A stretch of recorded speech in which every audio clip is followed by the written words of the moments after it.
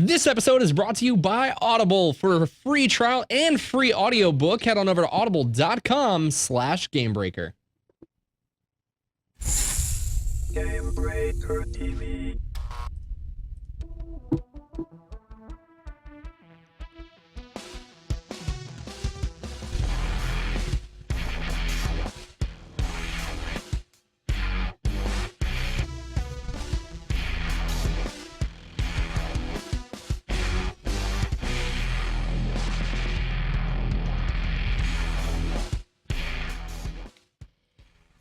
What's up, everybody, and welcome to This Week in MMO 163 for September 27th, 2013. You're watching Gamebreaker. My name is Little.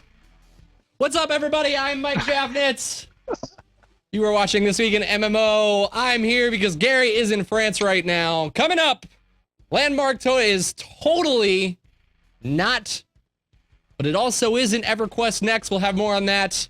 The PLEX model from Eve continues to gain popularity, and the Elder Scrolls Online is getting some snowboards. All that and more, but first, my good old pal, winter's come and gone, but it's come back again. I guess I've come back again, but I've been here. That ruins my joke. Mr. Jason Winter. Yeah. Also, Shafnet is coming isn't anybody's house words. And from free-to-play XIV, After Dark, Mr. Mike Byrne. That's a terrifying thought, Mr. Winter. I think you never ever to say that again. It's gonna be a weird show. You said it wasn't After Dark. I tried to keep my cool. I let the dog start the show. So It's I center, mean, guys, center. all right. Home. Video games. This is the serious show. This isn't my wacky, crazy show. All right, let's jump on right into it here. So SOE is pretty much making it harder and harder to see the difference between Landmark and Everquest Next, because it's kind of getting to the point of just being ridiculous with this latest news, isn't it? Yeah, just a little bit. Just a little bit. So we know that Landmark would have guilds. It'll have friends. It'll have crafting and resource gathering, group building projects, and even player shops. But I just totally deleted everything that was in my thing. But that's why you don't have stuff highlighted that you're leaving me trying hanging to read. here. I got the list ready. But there's already been a bunch of stuff that would be right at home. What's that, Jason? Put it back, put the finger down, you haven't said it yet. I'm not there yet. I'm not there because these are stuff that Everquest Next players are right at home with. Or Everquest players are right at home with. It's not anything out of the norm. But to add to that, the lead man on Everquest tweeted that Landmark would have combat elements as well now. At this point, why are they making two games? Right. That's kind of the confusing part, because originally we all just kind of went, oh, okay, we get it, right? Everquest Next Landmark will be kind of like Minecraft, and we'll build things and we'll gather things and we'll have fun in a sandbox type thing. And then Everquest Next will be like the full MMO, right? That some of our stuff can come over into if it fits the lore and we can all do the sale thing. But we kind of had that even if it was still a gray area, right? We still had that mentality that this was going to be one type of thing and this was going to be another. Not anymore.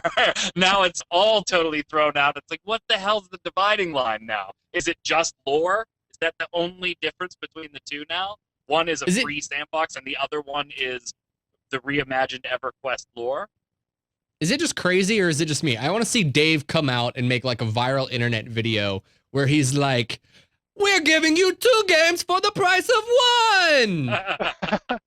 Get the sham wow guy out there. Yeah, just like somehow you'll get 2 games. 2 games are messing with you. Order right now and you'll get 2. Like, I don't know. It's just that's well, I'm beating up a hooker. Sorry, it's not After Dark. Not After Dark.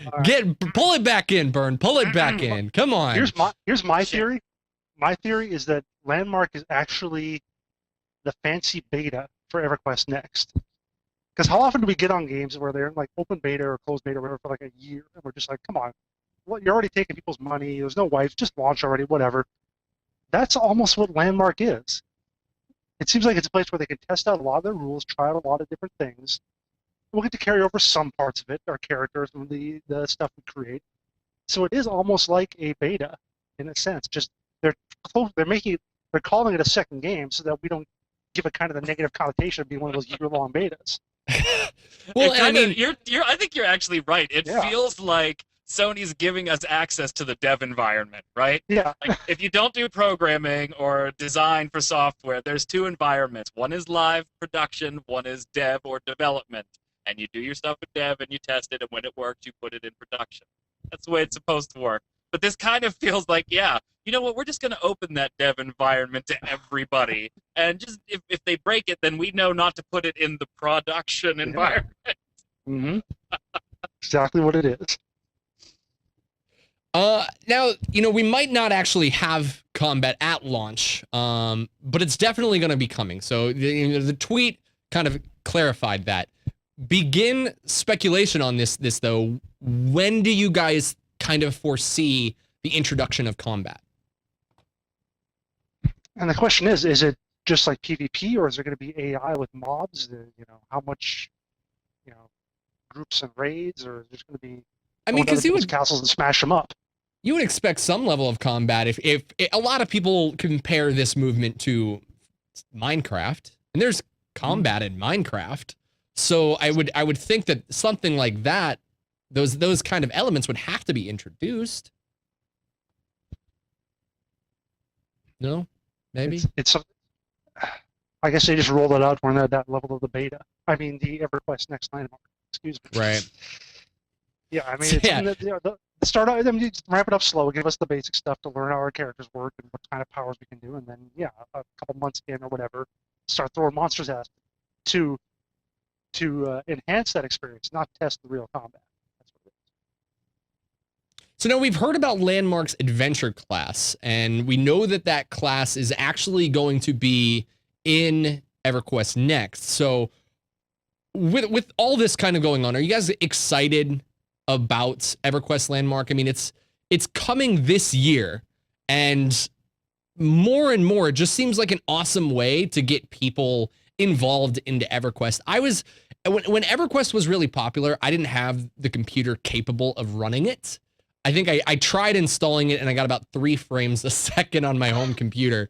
So that's really funny, like looking back at it today, isn't it? You're like, how did I not have a computer that could run this? My phone can run this. It was awful, but because of that, I was never able to play EverQuest in my home, and I never got involved in it. I think that Landmark's a really good way to get people in and excited and introduced to EverQuest, and easily get them to potentially look towards the actual EverQuest Next when it launches.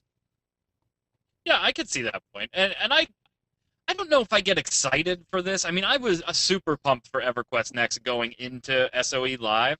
And then once it was announced, it was kind of like, okay, well, I'm still really interested in the game itself. But I'm not a huge Minecraft guy. I like Minecraft. I like Cube World, those types of creation and adventure games, and those sandboxy styles. But I don't get lost in them for hours and hours and hours on end. So I have my doubts about just how well I'm going to like Landmark. I will definitely spend some time in it, though. I just think that this whole Landmark versus the actual does get confusing for people that don't follow MMOs, but are EverQuest fans. You know what I mean? That audience that they played EverQuest, they may have gotten out of it, and now there's another one, so they may be coming back. I think this is an odd setup for that audience that isn't following MMOs the way we are.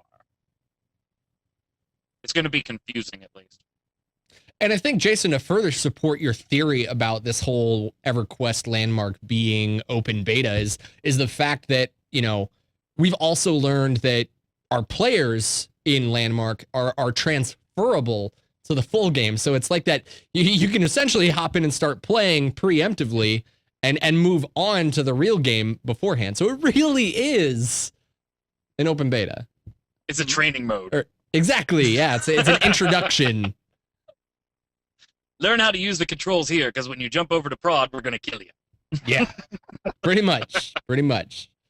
I think the thing is that, we should definitely, as you were saying, we should be able to get a decent handle on a lot of the systems that are coming with EverQuest Next, because there's enough time in there before it launches, especially if it's coming in just a couple months, which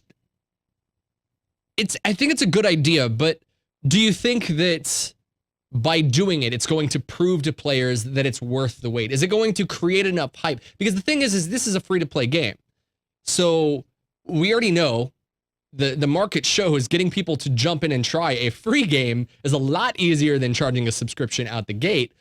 So do you think that this is going to be good or bad? Because I can see this going one of two ways. It can go good where a player jumps in, really likes it, and wants to move on and jumps in and starts playing EverQuest Next. But I think it could also be really bad, because if someone jumps into EverQuest Landmark and despises it, they'll never pick up EverQuest Next. Yep. Yeah. And that's definitely got to be a concern on SOE's side. It's one of those things where, yes, it may be a different experience, and you may say, okay, well, Landmark and the official EQ Next game itself, they're going to be two different experiences entirely. Okay, that's fine and well and good to say, but if EverQuest Next Landmark isn't at least fun and engaging and compelling, and for people to want to stay there, they're not going to try EQ Next, even if it's free, because they're going to feel like, I've already done that. So there is a huge danger that by separating this, you still have to make both experiences compelling, engaging, and make people want to play them. If you screw up on the first one, your second one's in a serious amount of trouble. But on the other hand, you are given the, when is an MMO its most popular? Right when it launches. And for most people who aren't, the kind of crazy ones who are done with it in like 2 weeks, they're going to play for 3, 6, 9 months or so. Maybe that's about at the point when they start feeling a little like it's getting to be old hat and you maybe like to try something new. So now that they go again, they get to launch a new game, totally new, sort of, kind of. So they get that buzz of having a new game twice. So I think that really helps. I think that's an advantage for them. Only if that first experience is compelling enough to get you to stick around, though. But you know what? Right. I think if you played Landmark and it sucks to the point where 2 weeks later you're just like, okay, fine, I get it. Maybe somebody likes this, but it's really not for me. And there's a lot more of those people going on.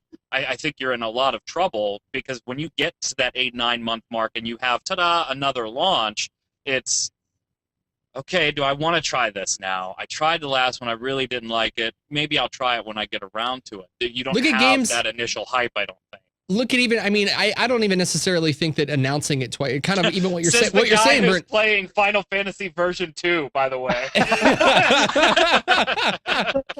The thing is it's not even just like releasing a separate game. It's the same as releasing an expansion. Look at things like Rift. Look at things like Diablo. Even World of Warcraft and all of these MMOs. That's, again, all they're doing is just re-releasing the game. And does it ever? If the game, Diablo's a perfect example.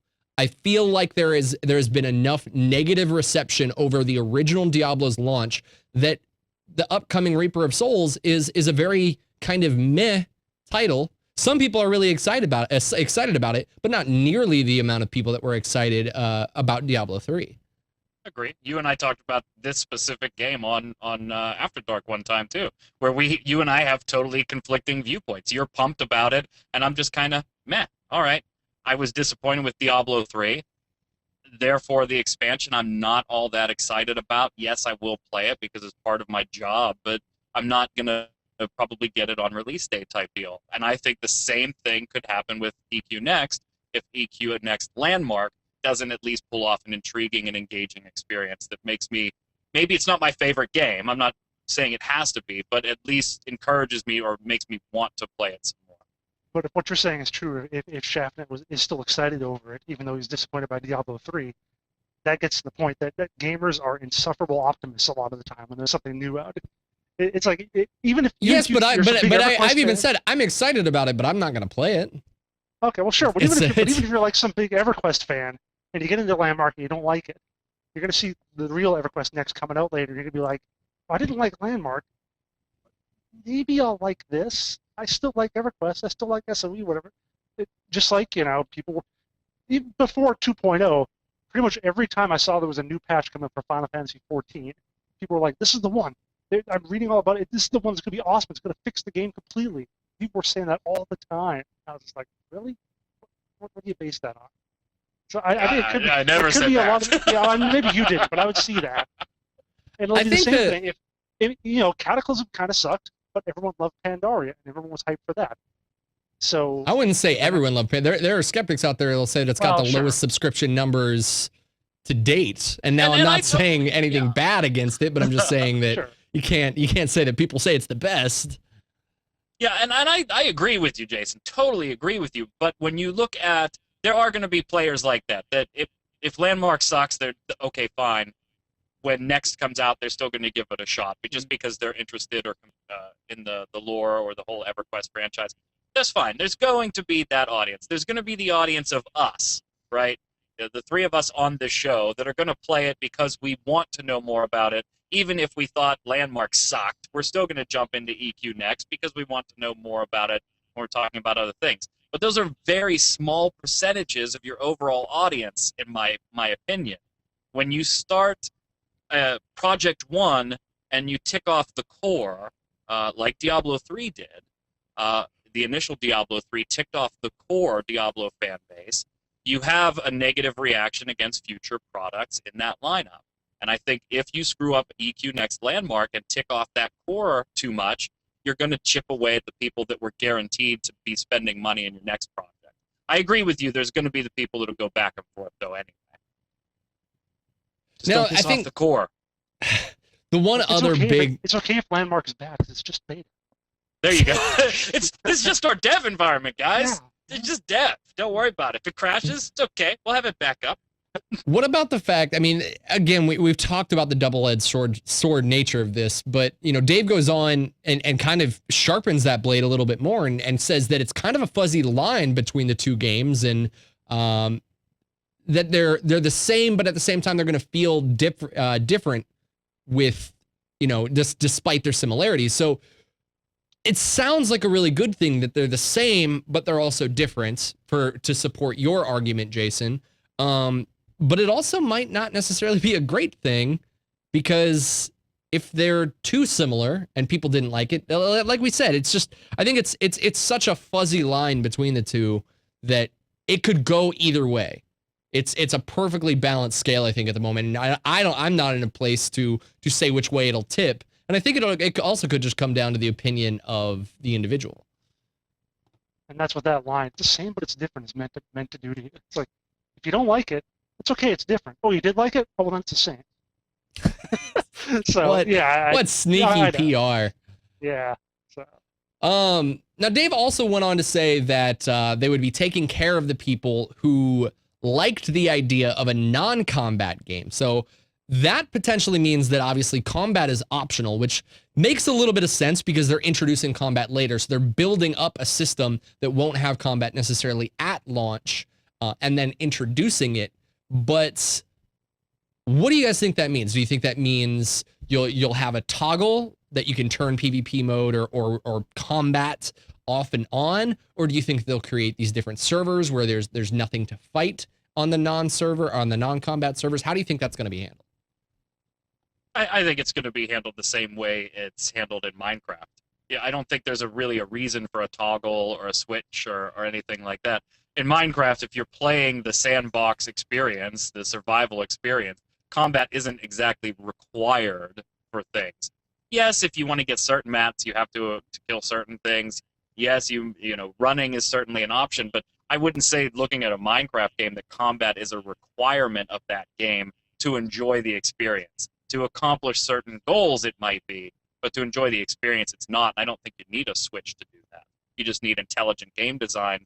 And the way they're implementing this with combat coming afterwards kind of makes me think that it's even more going to be that way, where we're going to add these elements that you can partake in combat, but you don't need to. If you don't want to, you can run the other way. What happens, though, I mean, in both senses here, if it was a toggle system where it was the single server, you would obviously have the issue of I'm in a hallway. We're just set me in a hallway, and I've got 20 monsters in front of me that I've got to fight through, but there's a gold nugget on the far side of this hallway. And then someone comes up behind me who doesn't have it toggled. They're just going to obviously run right through all the monsters and go take my node. That's a problem. But in the reverse side of it, of creating two different servers, if, as you said, you have to build certain items or certain structures, you need a specific item that drops off an enemy, how do you supply that item to a server that doesn't allow combat? I don't think you have to do this two different ways. I think, okay, to your example, if we go back to one server and we have the gold nugget that is needed for this big crafting experiment that we're going to do, we can put gold nuggets at the end of a hallway that's full of monsters, and somebody that's more combat inclined that wants to fight their way through there, that's leveled up or skilled up or whatever that system ends up being, to the point where they could take on those monsters, they can.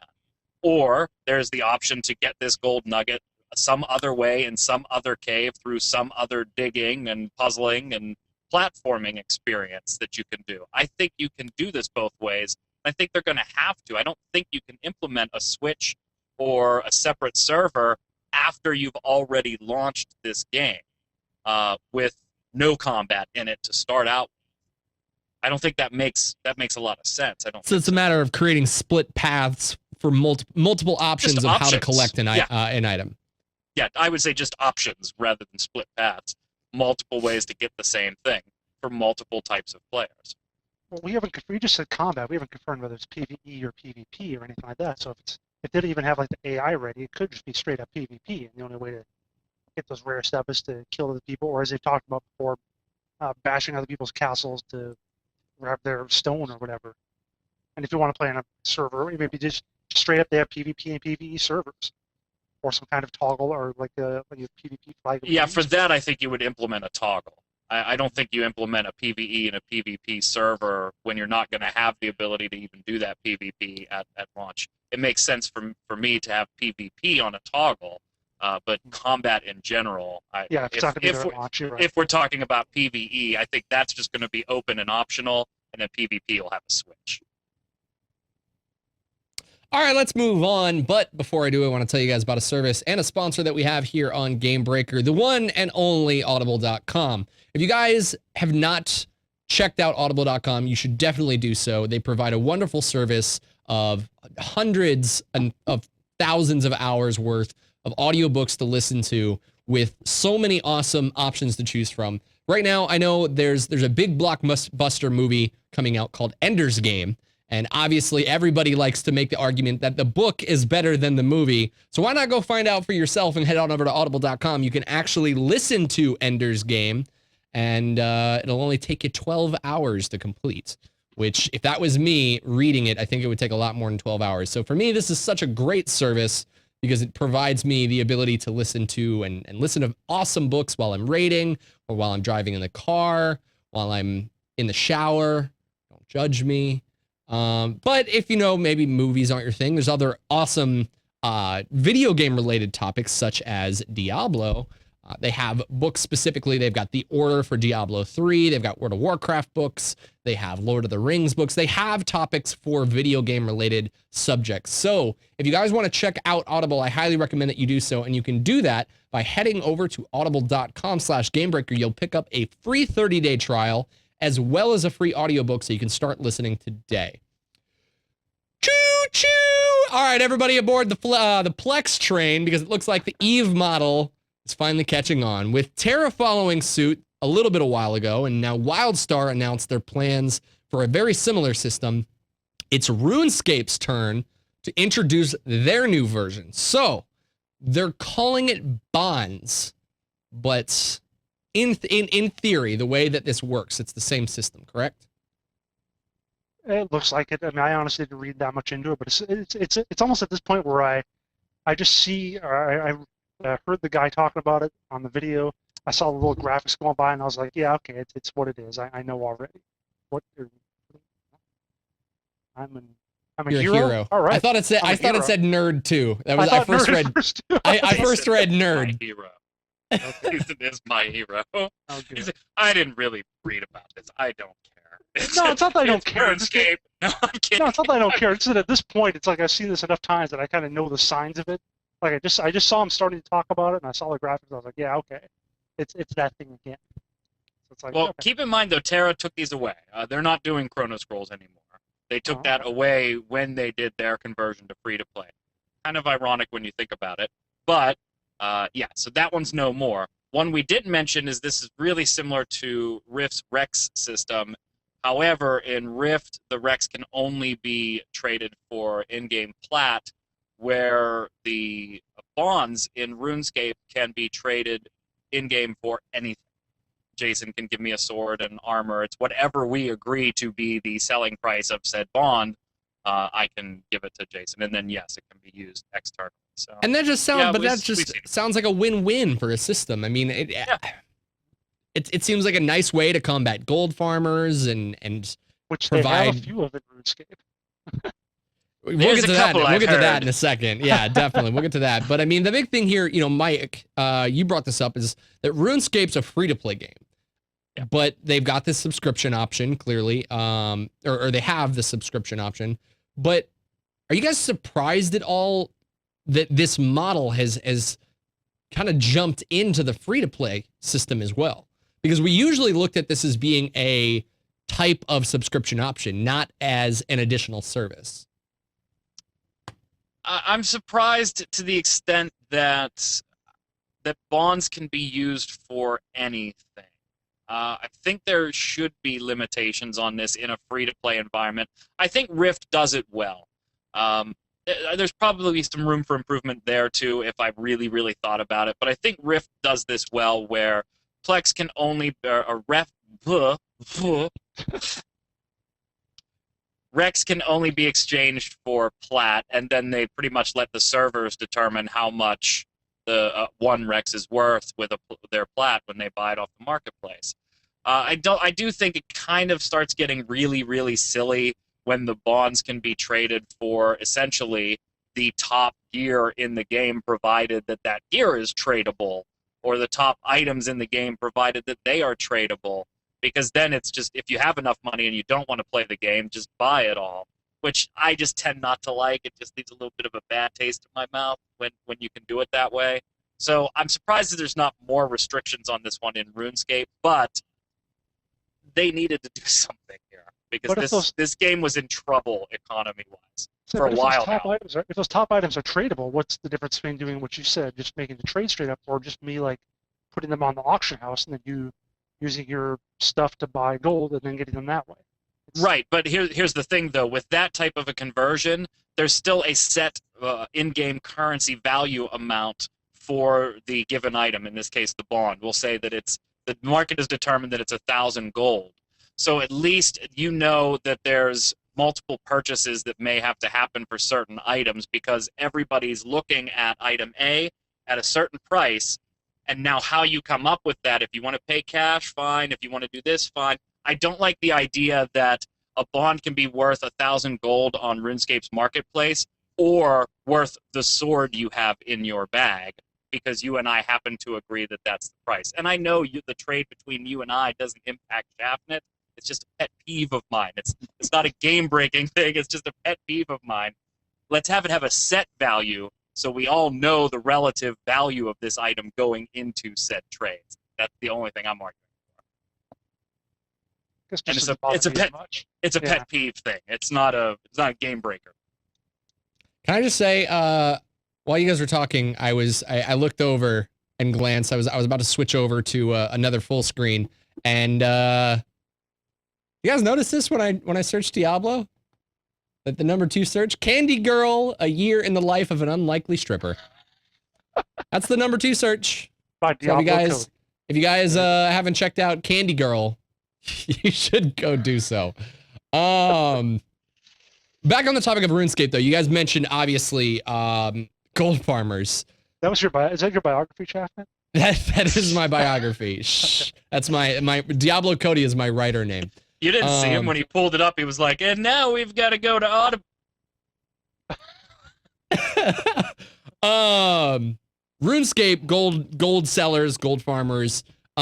Apparently 40 to 50% of the player base purchases gold. Now, it's obviously a lot to say that half of your player base is taking part in this, but that's exponentially increased when you have millions of players like RuneScape does. So is this a good step for them to try and curve this issue? Any step is a good step to take when you got 40 to 50%. Try something. Go out there and try something. But yeah, I mean, like I said, it seemed to work pretty well in other games. So why not give it a shot here?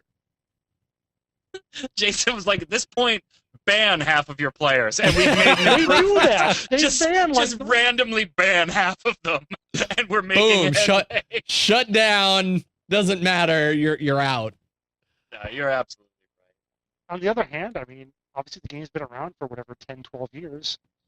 So even with all that, maybe that's most of their most of their income is coming from the gold farmers. So maybe they don't want to get rid of them. Well, they didn't want to get rid of them. I think they right. Or wouldn't maybe introduce they just this. wanted a piece of this. That's why they, Yeah, they well, put yeah. bonds out there. Well, that's essentially what the whole bonds or PLEX or whatever is. It's basically gold farming by the developer. It's basically what it is.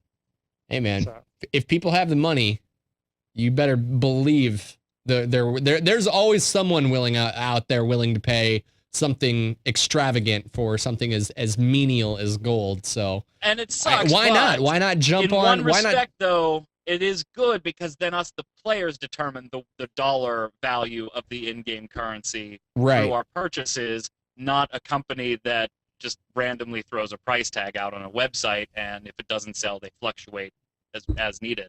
We determine the price there. I still just kind of Ugh. but Yeah. but if it's going to be there, I do at least like that it's controlled, it's safe, right? it's safe. Buying it from Blizzard, if WoW implemented it, I'm not going to get a keylogger on my computer. Right. So that's good, and we are determining the price in our own server economy. So there are pluses for it, unfortunately. although if you are buying gold from a third-party website, you deserve to get a keylogger.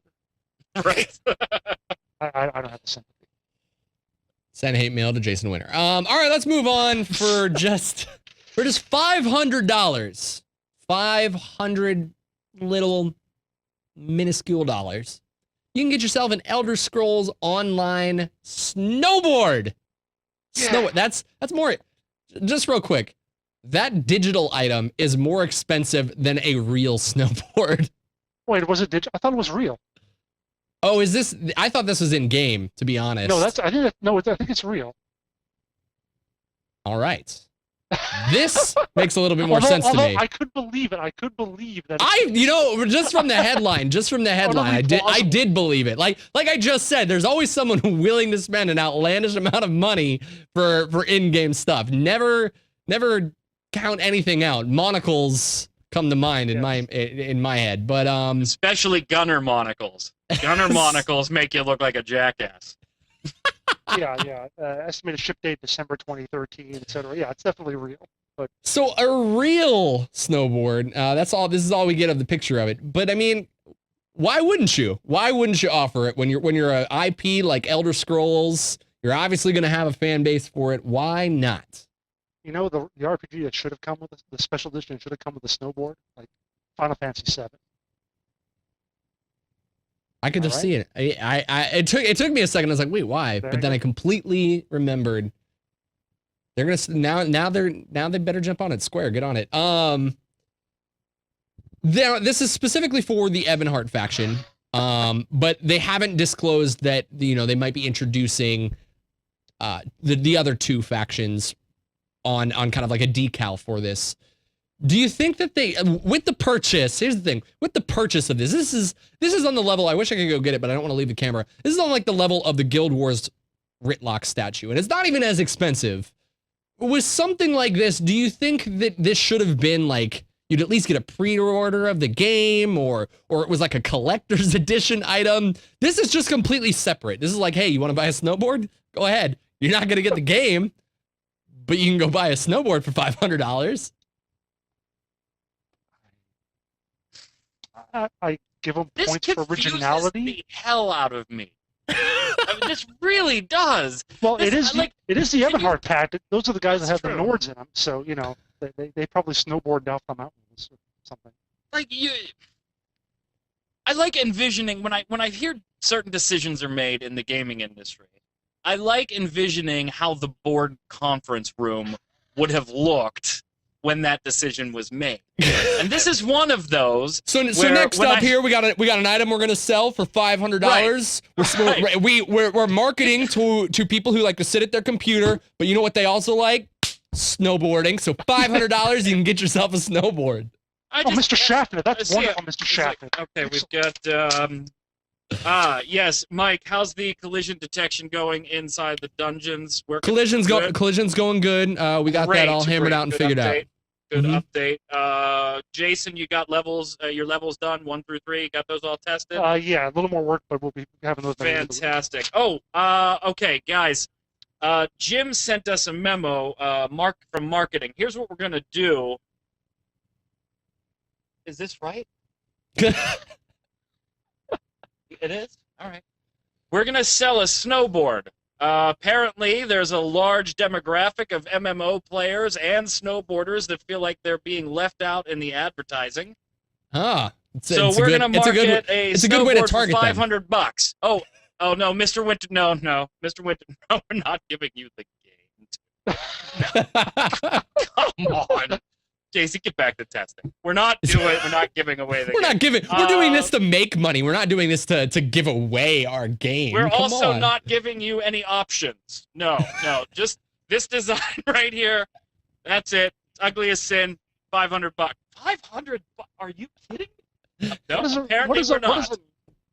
What does a normal snowboard go for? Like one that isn't like licensed. I'm gonna look it up real quick. I've always thought about it because and ever since I moved out here, I've always wanted to go snowboarding. I've just never gotten into the cost of it, but I can't imagine that it's $500. The other thing is like, I'm seeing a site that's like $200 to $300. so it's more expensive Well, than.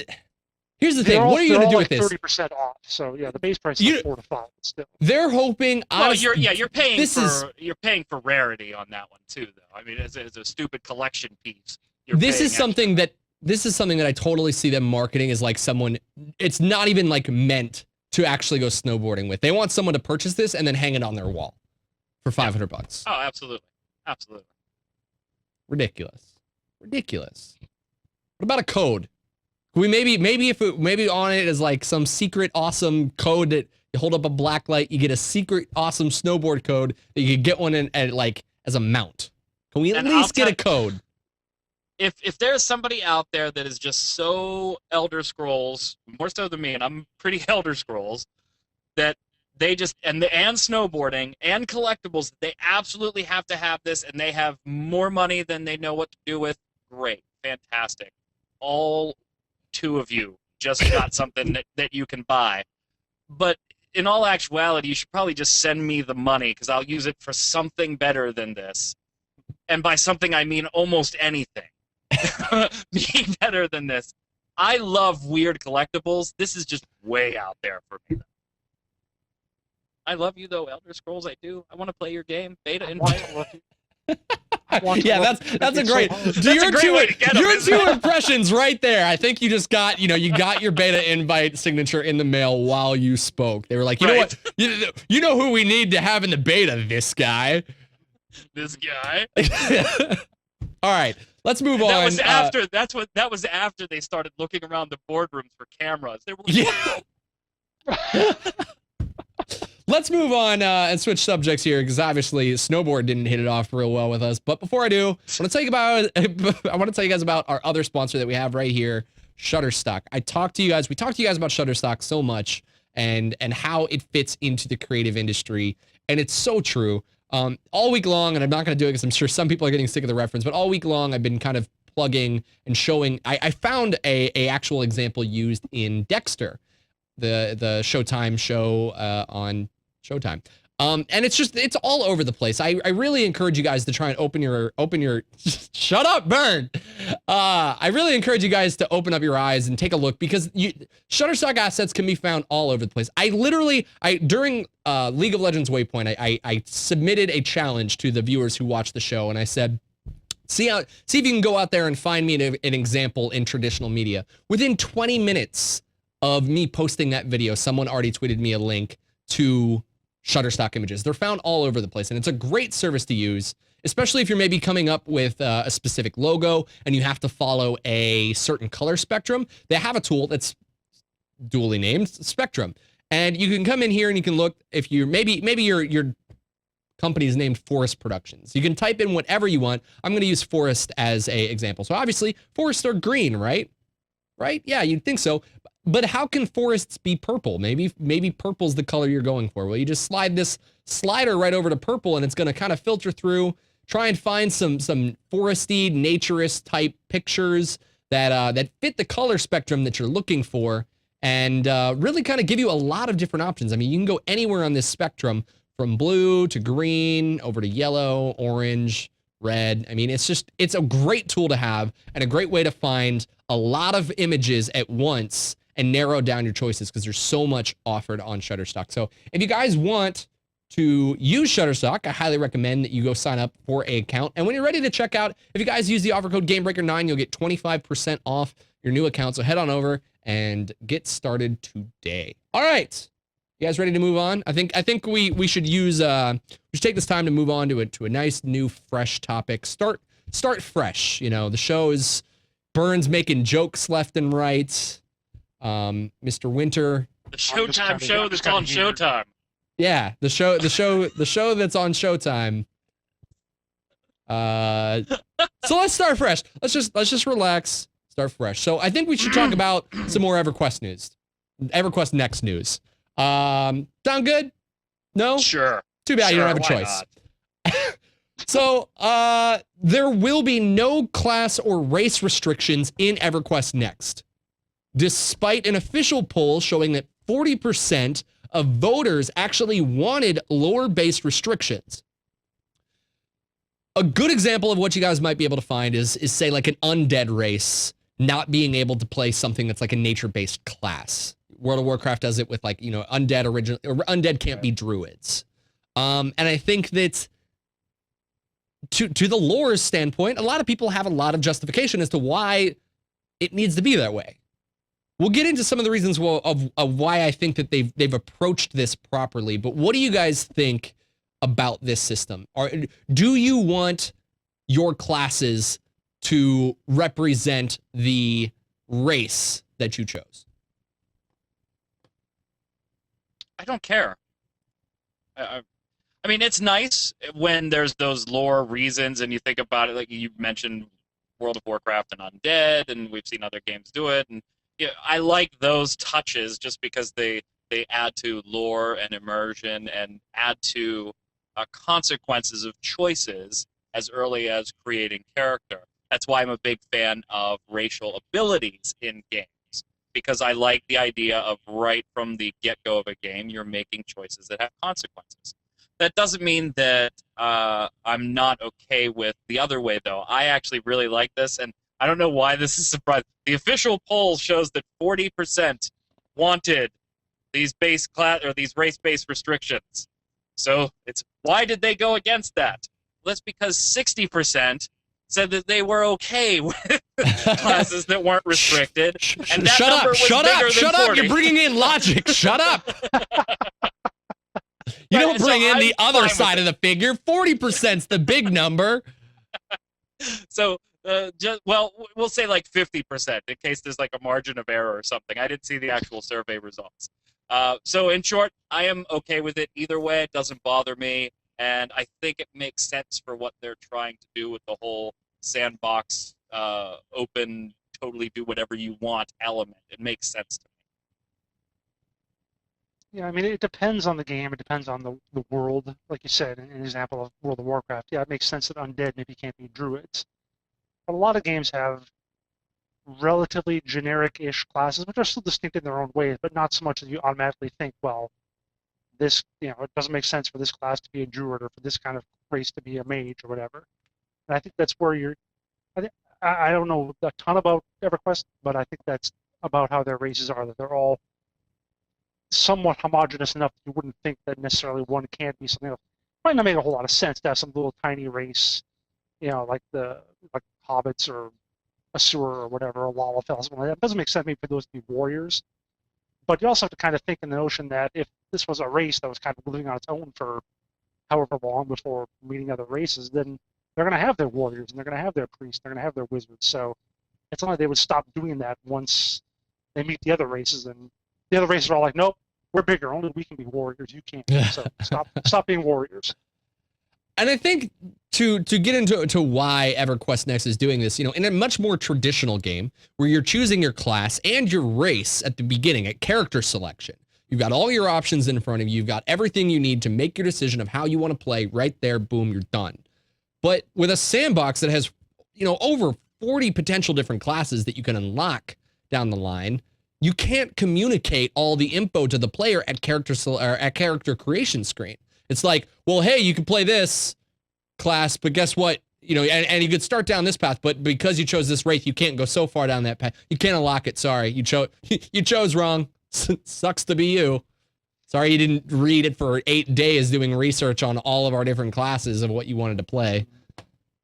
And I think that's where the problem is. I pulled up the survey, and it was 46%. If you total the 3 answers that were like, I want it all open, or I don't care if they're open, or whatever, it was 46% that said that. 40% absolutely were sure that they wanted race restrictions. And then an extra 17%. I don't know if that something math like works that. out. 16% said that they thought it was more interesting when there were race class restrictions. But so yeah, I guess it was a little more evenly split than I portrayed there. But again, to me, it just makes sense for what they're trying to do. Oh, and by the way, it's cheaper. They're developing 2 games here right now. Apparently, 2 games here right now, and it's cheaper to do it this way. And what they're trying to do, I think it fits. I mean, plus the other thing, kind of even back to what I was saying about not the unknown of classes, the 40 classes that are in the game. What happens down the road with this open-ended class system? Oh, hey, guess what, guys? We're announcing the awesome badass class of the coolest thing in the world. Everybody's gonna want to play this new class, but guess what? If you're not this race, you can't play it. Sorry, better go reroll right now. Like it's inherently going to cause so many more problems, and I think it's good that SOE had the foresight to see this before it was a problem. I mean, I'll admit I didn't remember hearing an uproar like that when Lord of the Rings Online introduced new classes, because they are race and class restricted. So only like dwarves and elves can be rune keepers, and I don't remember which race can't be a warden. Those are the 2 new classes they brought out. No one really complained about it that much, but that's because first of all, it was based in the world of Tolkien, where it makes sense that hobbits can't be wizard type characters or whatever. So you're okay with it there, but if you don't have that really, really, really strong justification for doing it, you could run into that sort of issue. Nobody raised the stink because nobody plays. Shut up. Well, you. I mean, shut up! I've almost bought those expansions like 6 times over the last 2 weeks, so I shouldn't say that. Mike Byrne, you can follow him right down there, right at Magic Man 1 with 2 N's, a K, and a 1. Go check him out. Not in that order. You will not get the right Twitter if you go look up KN1. Be sure to catch him over on XIV Reborn's podcast, as well as After Dark, where he comes in and we answer live questions each and every Tuesday. Producer of Waypoint, XIV Waypoint, and a whole bunch more. Free-to-play TV all over the place. Be sure to check him out. Mr. Jason Winter. You can catch him every week right here on TWIMMO. And anything else, Jason? We haven't talked in so long. I'm not even sure what you got going on. I do other stuff. I don't like to pimp too much of my other stuff on your guys' show. But you can see it all on my Twitter. I list all the places I go, and you can see it on my blog, jasonwinter.wordpress.com. Got a little page with this on my articles. Check him out, Winter Informal. You guys can follow me right not down. Well, wrong lower third. I don't have the cool fancy new lower thirds, but at Mike Schaffnitz. Be sure to follow me down there and catch me all over Game Breaker with all the stuff we do. If you guys have not checked out Game Breaker TV, if this is your first time watching, I apologize. But if you guys want to see more awesome content like this, be sure to go ahead on over to GameBreaker.tv and check out all of our cool MMO shows, World of Warcraft, Final Fantasy, Star Wars. If it's MMO related, I promise you that we cover it. So come check it out and hang out with us. Catch us next week. Thanks for watching. See you next time. We're sorry, too.